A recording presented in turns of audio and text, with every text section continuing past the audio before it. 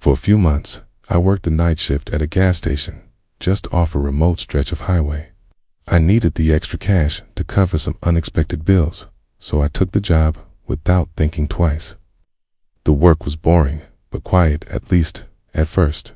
Around the end of the second month, I started noticing a guy who'd show up almost every night. Always right at 2 a.m.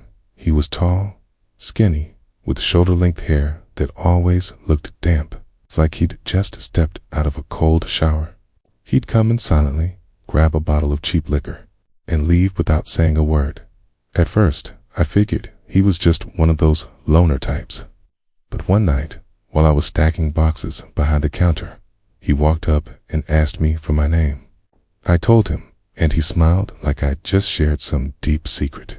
He repeated my name under his breath a couple times, chuckling to himself like it was a joke.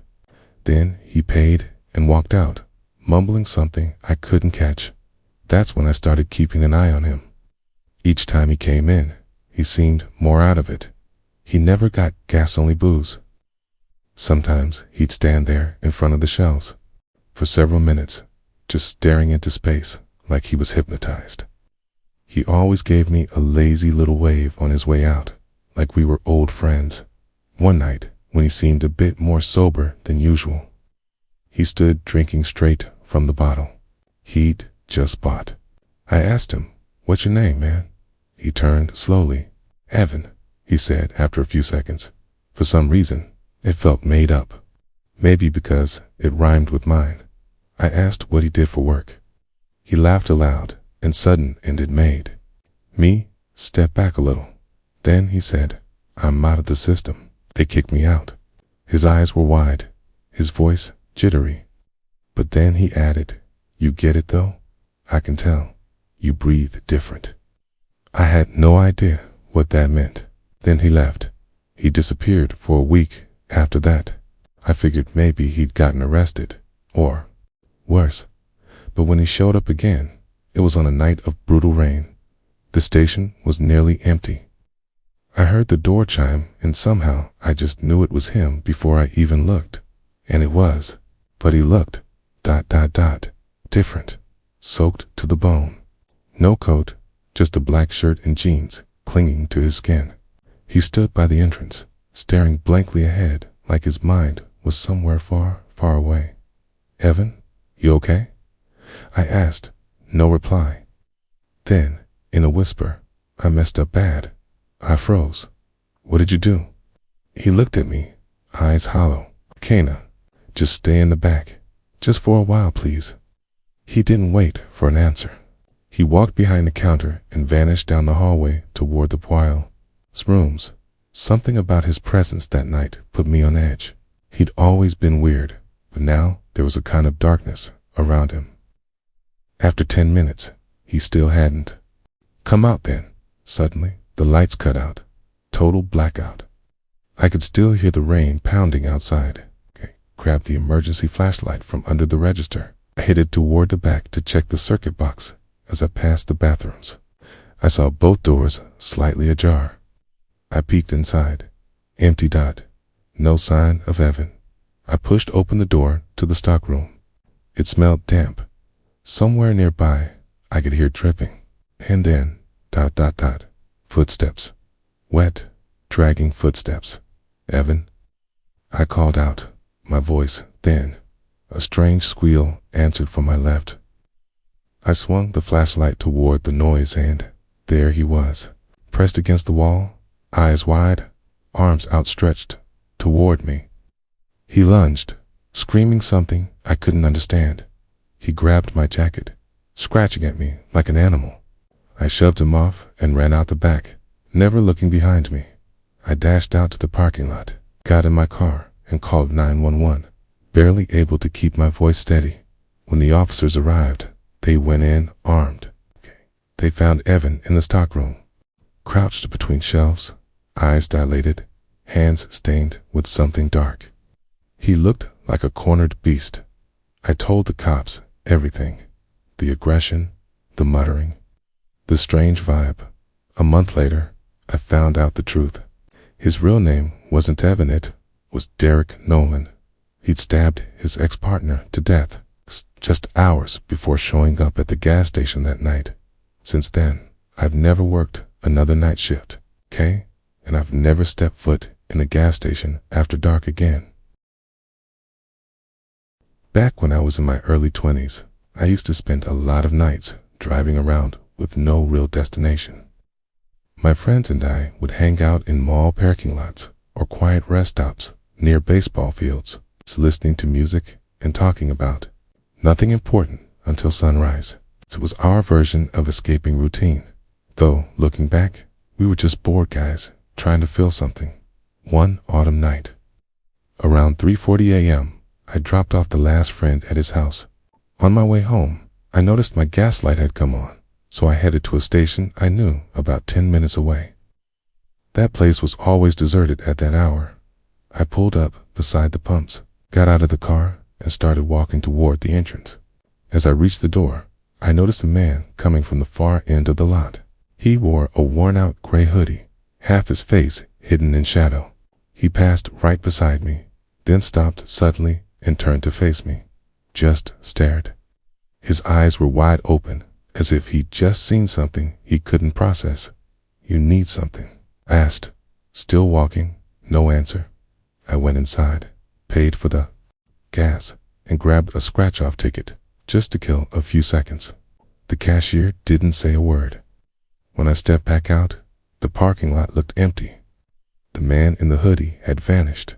I fueled up, got back in the car, and started driving. The roads were quiet. It's the hum of my engine and a few porch lights flickering by. Then, something changed. It was subtle at first, a faint sound, like a bottle rolling on the floor. But then, I heard breathing. I tensed up, looked in the rearview mirror. Someone was sitting in the back seat. A man, motionless, eyes locked on me through the mirror. I screamed, slammed the brakes. The car swerved and came to a stop on the side of the road, flung the door open and bolted, yelling into the dark. I ran to the first house I saw with lights on, pounding on the door. Porch lights flicked on. A few people stepped outside. Meanwhile, the man calmly exited my vehicle. As he passed by me, he said in a flat voice, "I could have done it. Two wouldn't have even noticed." Then he turned and disappeared down a nearby alley. Some neighbors ran over to help. I was shaking, trying to explain between gasps. Someone called the police. Officers arrived within minutes, but the man was gone. No surveillance footage, no fingerprints. It's just my account hand, the raw panic still burning in my chest. Since that night, I made myself a rule. I always check the back seat every single time, because I learned something that night. Sometimes, danger doesn't come from the road ahead. Sometimes, it's already inside the car with you. It was the winter of 1966. I was 8 years old. And every morning before dawn, I'd get into the car with my dad. He taught at a school about 30 kilometers from home, And since I attended that same school, he drove me there. The trips were slow and quiet, through the dark, sleepy countryside. There were only a few cars on the road. The radio played music softly, and I watched the isolated farmhouse lights flicker through the fog outside the window. We often stopped at a small, independent gas station nestled between an abandoned field in a row of trees. It was one of those old-fashioned stations where the attendant came out of his booth, filled your tank, and even washed your windshield without you having to get out. He always carried a belt loaded with coins and bills, moved with the precision of someone who'd done that job for a lifetime. I still remember his tired smile, his neat mustache, and how he greeted us every morning as if we were old regulars, even though we'd only been coming for a few weeks. But that morning, something was different. As soon as we turned into the parking lot, we immediately noticed the place was strangely dark. No lights on, no figure in the booth. The pumps stood still. There wasn't even the usual hum of a small fan inside the kiosk. My dad slowed down and pulled up near a pump and waited. After a few seconds, he honked the horn. Once, twice, then again, nothing. Then he said, "Maybe he's in the bathroom." We stayed there a few more minutes. No cars, no movement, no sign of life, just the sound of the engine and some distant birds. At one point, I reached for the car door handle. "Dad, can I use the bathroom?" He stopped me with his hand. "Better not. We'll stop further along." We drove on. I turned to watch the station disappear behind us. The strange feeling that something was wrong. 2 days later, while having breakfast, I saw my dad's eyes widen as he read the newspaper. It was a small article in the lower left of the local news. The body of a man had been found in the gas station restroom.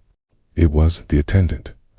He had been stabbed multiple times and left slumped behind the door. According to the police, it was a robbery. The money from his belt and the day's takings were missing. No suspects, no witnesses. My dad looked pale. He said nothing, but I knew he was thinking the same thing I was. We had been there that very morning, while the body was probably already there, just a few meters away. And what if I had really gone inside? If I had opened that door? Since that day, we never stopped at that station again. And to be honest, I never even saw it again. Maybe it was demolished, or maybe I just always avoided looking that way. But even today, every time I enter a public bathroom, I think about that door, and what I might have found behind it. I had just turned 21 and was in the middle of a work trip across Texas. The road ahead seemed endless, a dark, deserted ribbon stretching to the horizon. It was late, almost 4 in the morning, and the tiredness was starting to weigh on me, the heavy feeling that could make me close my eyes for just a second. I knew that just a moment's lapse could cause trouble. So I decided to stop at a small, isolated gas station I had seen a few miles back. The station was small and lonely, tucked away on a side road with only a few lights on and an oddly quiet atmosphere. The only other car in the lot was parked near one of the pumps. No one else was around. The sound of my own breathing seemed amplified in the emptiness. I got out of the car and walked toward the kiosk to grab a hot coffee, hoping it would keep me awake. As I was slowly pouring the steaming coffee into my cup, I heard footsteps behind me, soft but deliberate. I turned and saw a man wearing a hoodie approaching. His face was partially hidden in shadow, but I could see a nervous, almost unsettling look in his eyes. "Careful, it's hot," he said in a hoarse voice, a strange smile on his lips. Then, as if trying to break the awkward silence, he added, "Nice top." His comment was so out of place that I couldn't even respond. I hurried toward the register, trying not to show how much he disturbed me. I paid for the coffee and also bought a lottery ticket, but I could still feel his eyes on me while I was in line. "Huh?" He came closer and, in a tone that tried to sound friendly, asked, "Where are you headed at this hour?" I couldn't stand his presence, so I answered coldly, trying to avoid further conversation. "Leave me alone." I stepped outside. Silence returned, but not for long. As I approached the pump to fill up, I sensed something behind me. Heard those footsteps again, now closer and more menacing. I slowly turned around and saw him, the man in the hoodie, standing just a few meters away, without a car, only, staring at me with a chilling gaze. "Are you alone?" he asked, his voice making my blood run cold. I told him, trying to keep calm, that my boyfriend was in the car, hoping it would scare him off, but something was off about him. His stare was hard and emotionless, as if he was used to seeing everyone as a target at that moment. I grabbed the pepper spray from the center console, holding it tightly, ready to use it if necessary. He moved forward, slowly, as if expecting no resistance, and said, "I don't see anyone." I didn't hesitate anymore. I aimed the spray at him and pressed the nozzle, to my surprise, instead of running away or getting angry. He burst out laughing, a guttural, disturbing sound, and slowly backed away without ever breaking eye contact. felt my heart pounding in my chest as I quickly went back inside to get my change, glancing out the window from time to time, looking for him. But he was gone. I sat in the car, but the tension wouldn't let go. I was still on edge. Every noise made me jump. The night's silence seemed to amplify every small sound, the rustle of leaves, my heartbeat, my shaky breath. After a few minutes, a loud, sturdy pickup truck pulled into the lot.